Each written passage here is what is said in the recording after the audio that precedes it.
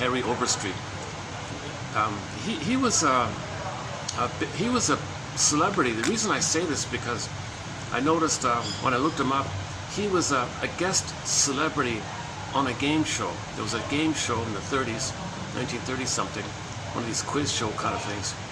And you had experts, the audience would ask, like a Trivial Pursuit kind of thing. And then the audience would ask questions to the experts.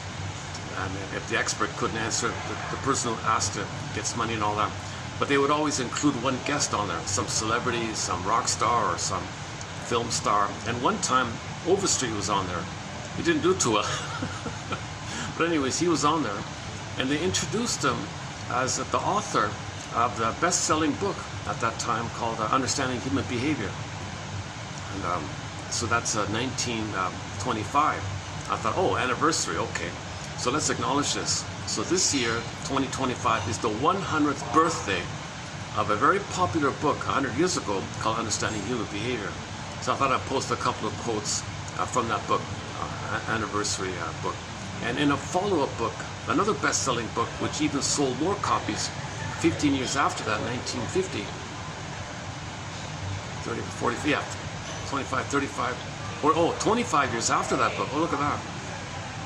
25, 35, 40, yeah, 25 years after that book, he wrote another best-selling book called The Mature Mind. In that book, The Mature Mind, that became a blockbuster, sold 1 million copies overnight or something. He said, Wikipedia said 500,000, or the quote I saw said 500,000 overnight. But I imagine by now it's into the millions.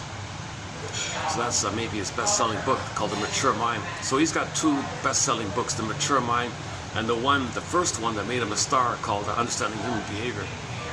And in that second one, I just mentioned the Mature Mind one, he mentions Pavlov's dog quote. So let's do that one first here.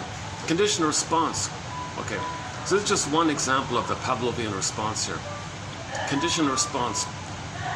Okay, so for example, just one example. So why do many adults shy away from adult learning?